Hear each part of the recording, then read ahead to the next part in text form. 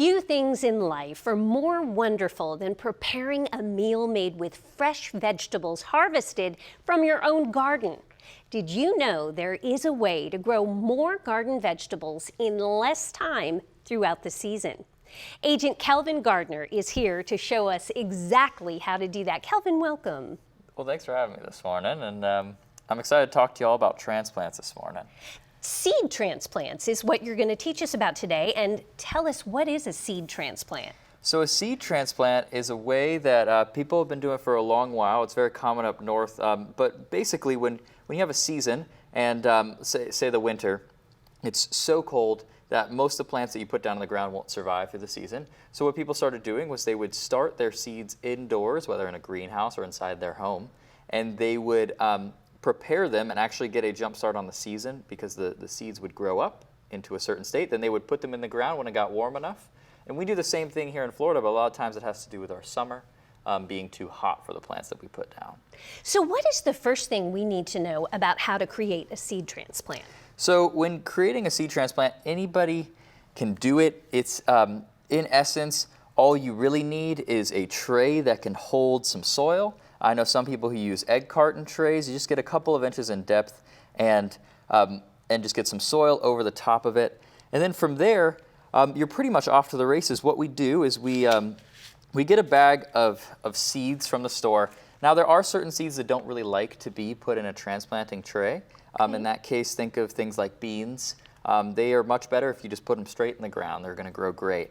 But different seeds, kind of like your tomatoes or your peppers, or even collard greens or broccoli, things that want to grow up from a seedling and take some time and actually kind of develop a root system before they go in the ground, are really what we use.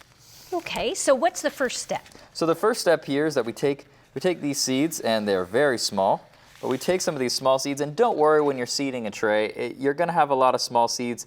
Don't try to be too worried about getting one seed in every single place. You can pick up as many as you want to, and as they grow up, you can go ahead and just kind of snip them as they get to the height and just take one in each tray. Now, these seeds are unusually small. Did Yes. you tell me these are collard greens? These will be collard greens? These will be collard greens. Okay. They're very small, and you'll find a lot of different seeds like your arugula and your broccoli and things like that will all have very small seeds like this. So what I'll do is I'll actually take a pencil, which is my favorite method, and I'll just make a little hole in each of these little soil pockets here, and I'll put some up front too.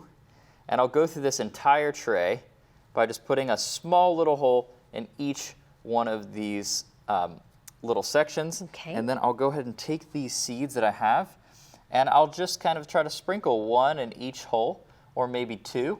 If I'm worried that maybe this is older seed and it maybe some of them will fail, I'll go ahead and put more than one in each hole just to ensure that I'm not wasting any space. That one of them sprouts. And you're not going very deep. How Yes. deep would you say? About a quarter of an inch? Yeah, so often you want to go a little bit, some people often say that you want to go about the seed depth of the size of the seed itself. Now with a very small seed like this, it can be very difficult, so don't get, we can get caught up in kind of the exact depth on things, but just kind of a mild depth for a smaller seed. And if it's a bigger seed that you're putting in, maybe it needs a little bit more depth on it.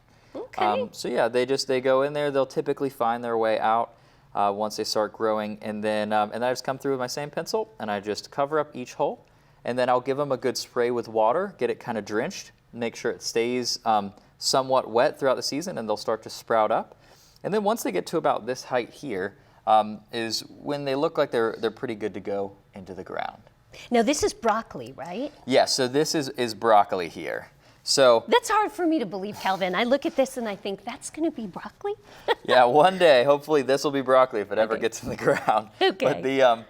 But this is what a seed, once this tray is seeded up, we'll put it into a bright place. Maybe if you're within your home next to a sunny window, Okay. where you can get some sunlight. Often a lot of these seeds don't need a whole lot of sunlight in the beginning. You'll see different seeding trays that may even have a humidity dome, which is a piece of plastic which goes over the top, keeps it nice and moist, and it kind of keeps some of the heat in as well. So they'll grow up to about this height. Then once they're this height, they're about ready to go into the ground. Okay, so that's the exciting part, and we're going to do that right here, correct? Yeah, so right here, what we do is we actually we squeeze the bottom of our trays, or if it's your egg carton, once it has a developed root system, the plant will actually kind of stay together in the soil. Now, some of them are really fragile. You can't always hold them like this. Sometimes you kind of want to baby them out. It's really the feel of the plant. But once you get a good root system and it's all developed within the plant, you can kind of take it out as a nice little cell. And then I come in here and I just kind of dig a hole roughly to the same size depth. And I go ahead and put that cell right in there. Make sure I get some soil around it. I push it in there, and the most important thing to do after that is to make sure that it's well covered and then watered over the top, and it should set in for the season. So we would only put one in a pot about this size? Yes, for about a pot that size, we'd go ahead and put it straight in the ground now. It depends on exactly what you're growing. In a lot of instances, like especially if you're growing in a big raised bed, that you kind of follow the spacing. But for a pot this size, I'd probably only put about one of these smaller broccolis. The broccoli may even outgrow this pot. Wow. So, Calvin, this is such a great way for all of us to be able to grow vegetables at home, and it's not that hard. Yeah, it's a really great way to start growing vegetables. It's a really great way to really get a kickstart in your garden, and also it saves a lot of money. A plant about that size right there, that small tomato, if you went to the store to buy it, could cost you anywhere between $7 and $8 or so per plant. So to start them in their own tray really saves a lot. Oh, Calvin, thank you so much for sharing your expertise with us today. Well, thank you for having me. Well, I certainly learned a lot that I didn't know about how I can increase my harvest of vegetables right in my own home, and it's not that hard. I hope that you learned something too.